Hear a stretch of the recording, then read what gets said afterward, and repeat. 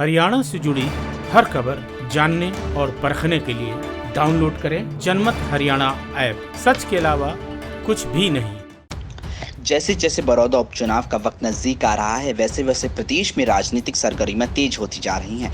प्रदेश के राजनीतिक गलियारों में यही चर्चा हो रही है कि क्या हुड्डा इस बार अपने गढ़ को बचा पाएंगे, क्या सीएम मनोहर लाल हुड्डा के गढ़ में सेंध लगा पाएंगे और क्या इनेलो अपने पुराने गढ़ में वापसी कर पाएगी।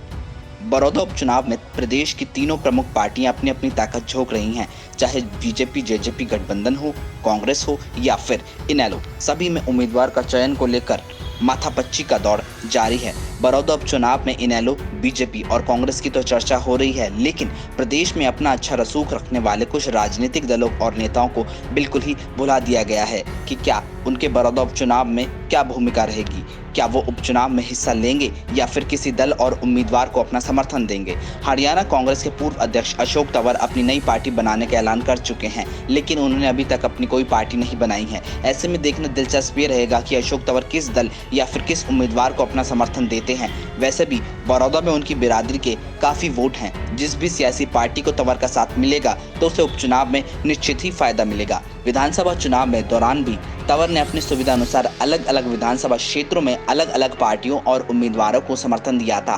भले ही बसपा के कई नेता इनेलो में शामिल हो गए हों, लेकिन उसका प्रदेश में अपना आधार रहा है और हर चुनाव में 4 से 5% वोट लेती रही है। पिछले 2 सालों में तो बसपा का इनेलो, जेजेपी और राजकुमार सैनी की लोकतंत्र सुरक्षा पार्टी से गठबंधन भी हो चुका है। ये अलग बात है कि वो गठबंधन ज्यादा टिक नहीं पाए। बसपा की दलित समुदाय में ठीक ठाक पैठ है।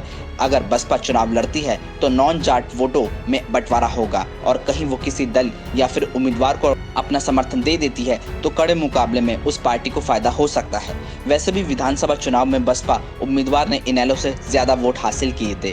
वहीं राजकुमार सैनी फिलहाल राजनीतिक रूप से ज्यादा एक्टिव तो नहीं, लेकिन पिछला विधानसभा चुनाव उन्होंने 7 लगती गोहाना विधानसभा सीट से लड़ा था। राजकुमार सैनी ने गोहाना विधानसभा सीट पर कांग्रेस के जगबीर मलिक को कड़ी टक्कर दी थी और दूसरे नंबर पर रहे थे। राजकुमार सैनी का दल लोकतंत्र सुरक्षा पार्टी यानी लोसपा ने जींद उपचुनाव में भी अच्छा प्रदर्शन किया और इनेलो से ज्यादा मत लिए थे। वैसे भी राजकुमार सैनी का बीसी वोटर्स पर अच्छा प्रभाव है। बड़ौदा विधानसभा चुनाव में अशोक तंवर, बसपा और राजकुमार सैनी तीनों की भागीदारी अहम रहेगी। चुनाव लड़ रही तीनों प्रमुख पार्टियों की नजर भी इन पर रहेगी। अब देखना ये है कि चुनाव में ये अपना किस दल को समर्थन देते हैं या फिर आखिर चुनाव में उतरते लड़ते हैं। ब्यूरो रिपोर्ट, जनमत हरियाणा। राजनीति के आगे, राजनीति के पीछे, हर हलचल को जानने के लिए हमारे YouTube चैनल जनमत हरियाणा को लाइक करें, सब्सक्राइब करें और अपडेट रहने के लिए बेल आइकन दबाना ना भूलें। देखते रहें जनमत हरियाणा, सच के अलावा कुछ भी नहीं।